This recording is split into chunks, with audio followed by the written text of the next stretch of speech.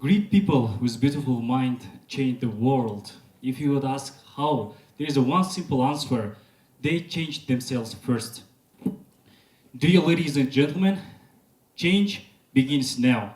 Change begins here. Change begins with Mrs. Loretta O'Donnell. Please welcome.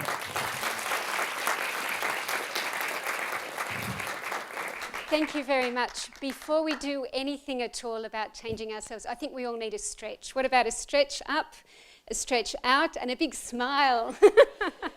Thank you. Thank you very much. Thank you. Change begins with me. That's the theme of my talk today. Is the sound okay? You can hear this?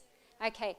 Change begins with me. We are here in a beautiful university full of beautiful minds. Can I have a show of hands? Who in this room today has already been through a graduation? Who's been through a graduation? Quite a few. Who has not been through a graduation? Okay.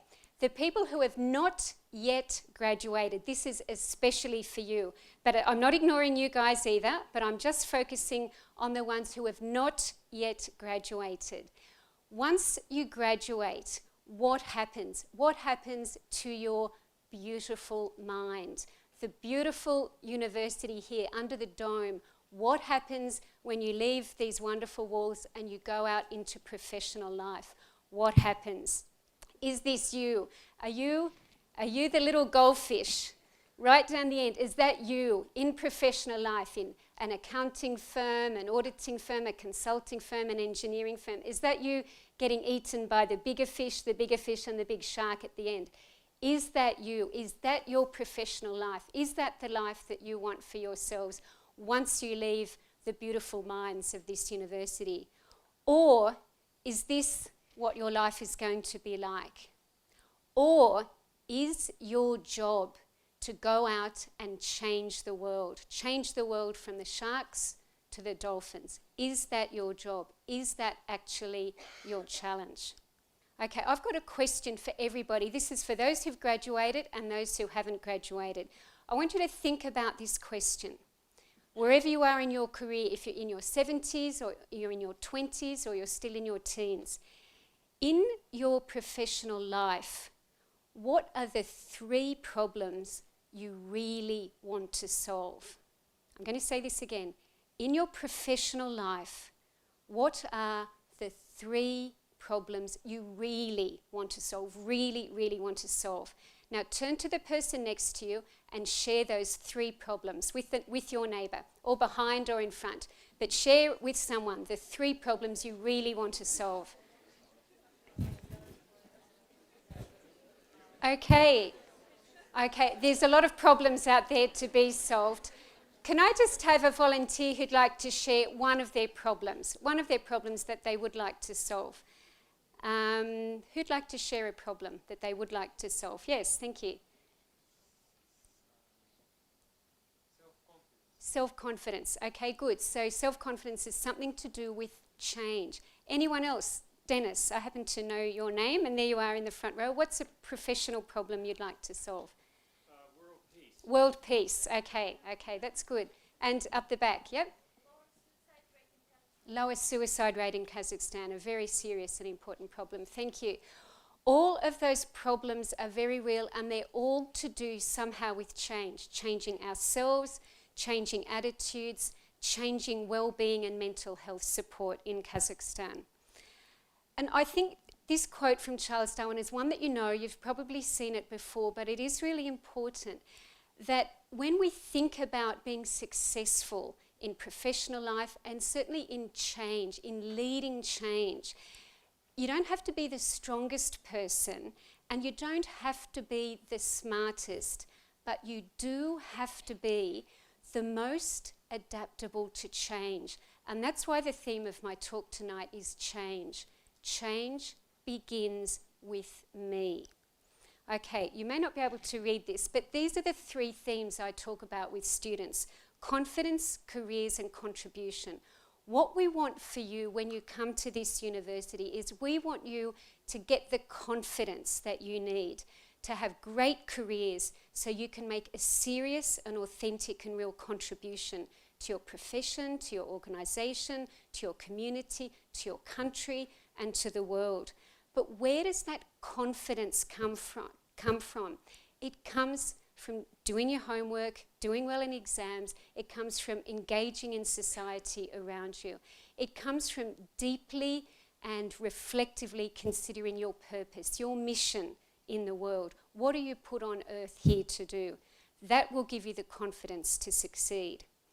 But really, you might be asking yourself, can I make a difference? I'm just one person. I'm just a young history student. I'm just a young engineering student. I'm just a young medical student. What can I really do to make a difference, either now or in my professional life? I'm only one person. Well, I've got 3 very short illustrations. The first one happened in Australia, which is my home country, which has more than kangaroos, by the way. In Australia, some years ago, a group of very young medical students, about the same age as you, decided that because of what they'd learned in their medical studies, that smoking was bad and smoking would actually kill people, that they would go out on a mission and they would deface every billboard with this spray paint, and they would change the message that smoking companies were producing and change it to something witty and clever and funny, but really get the message out that smoking kills. They were so successful that they changed legislation, not only in Australia, but in the world. So now companies that make cigarettes do not sponsor sporting activities. They do not sponsor ballet and arts companies. The message got out there, and it's because a small group of people who knew what they were doing had the confidence and decided change begins with me. It didn't matter that they hadn't graduated. It didn't matter that they were young. It mattered that they got together and made a difference. This second story is a story to do with drugs. In Sydney, which is my hometown, some years ago there was a real problem that people were going to a particular suburb in the city called King's Cross, which is a very beautiful part of the city, very popular with tourists, has a lot of schools and a lot of young people, but it's also known to be a place where people can buy drugs. And what was happening is that people were buying drugs, particularly heroin. They were injecting themselves on the street and discarding syringes, discarding needles. And children would walk to school in this beautiful city, in this beautiful part of the city, pick up needles and start finding that, well, their parents started to find that they were succumbing to illnesses that children should never succumb to, like HIV, AIDS, hepatitis, things that were completely preventable. So some young professionals got together. A young woman called Ingrid Van Beek brought young professionals around her and said, what we need to do is open a medically supervised injection centre. She worked with the Uniting Church, with the Reverend Ted Knopfs, but she brought people like you with her, people who were nurses, who were social workers, who were doctors, who were community-minded people. And so they opened a medically supervised injection room. Of course, they would like people to stop taking drugs, but until that magic day happens, they took people off the streets. They provided a medically, clinically safe environment for people to take their drugs and then to be referred on to special counselling. So over the last 16 years, 16,000 people have registered for that. Most of them are people who'd never accessed any kind of health care at all. And the statistics show that the drug use has gone down enormously, but most particularly, there's half the number of needles on the streets that there used to be. But they were young professionals, young people getting together. They believed that change begins with me. And the third one is about young engineers. Some years ago, again in Australia, the city of Newcastle looked at the cost of water. People in Australia can turn on a faucet, turn on a tap and drink the water, but it's very, very expensive to produce. Engineers work very, very hard to make that happen. And Australia is one of the driest places on earth, but people were using and abusing this amazing resource. So young engineers got together, people your age or just a little bit older than you, and they worked with a couple of key leaders and said, this is a resource that is one of the most precious resources. We have to think about sustainability. We have to think about the long term. We will work together as young professionals. We will change the attitudes around water. We will charge people more money for the water, but we will make them realise that it is the most precious resource in this part of the world. And they did, and they've achieved that. And there's been a whole cultural shift. And in Australia now, you can't go out and hose your garden whenever you like. You can do it 2 evenings a week between 5 o'clock and 6 o'clock, and that's it.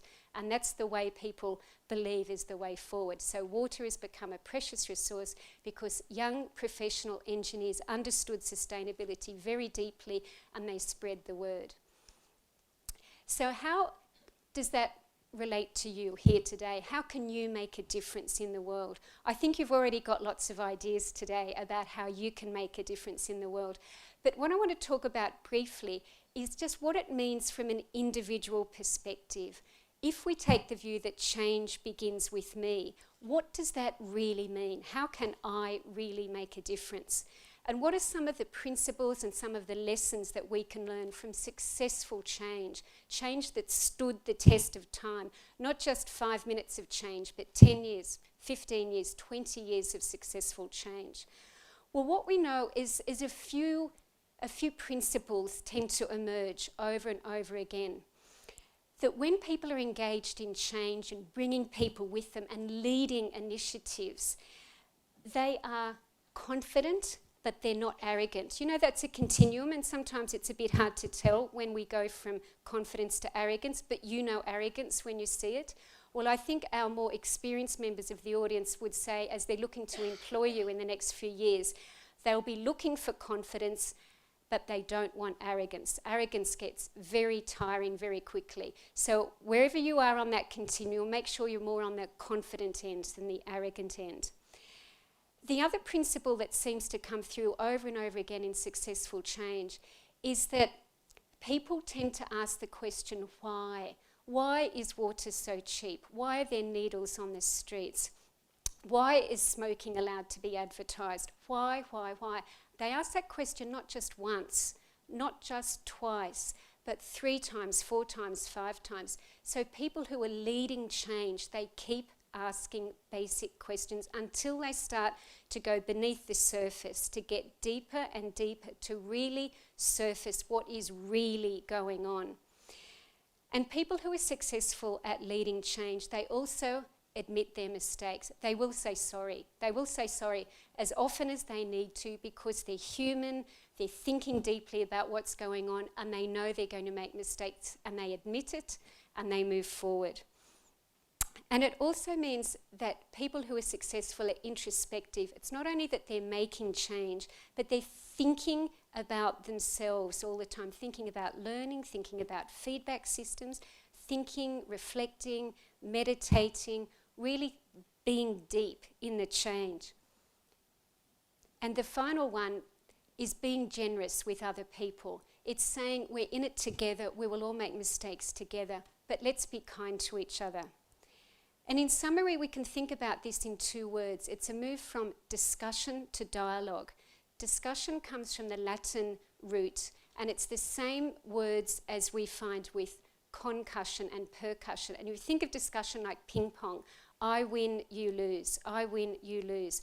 But the word dialogue comes from the Greek, and it's really nuanced and sophisticated, and it's really the idea of contributing to a pool of shared meaning. So it's not you're wrong and I'm right, but let's work together and think deeply about this situation. So we move from discussion, where I'm asserting my views, to dialogue, where we suspend assumptions, we look at the idea from different angles, we play with the idea, we think about it deeply, we're introspective, we're respectful, we keep asking why. And fundamentally, we do all this because at the end of the day, we do want to change the world. We want to change the world from sharks to dolphins, but we can't do that until we change ourselves. So what I would like you to think about is, at the end of the day, change begins with me. Thank you.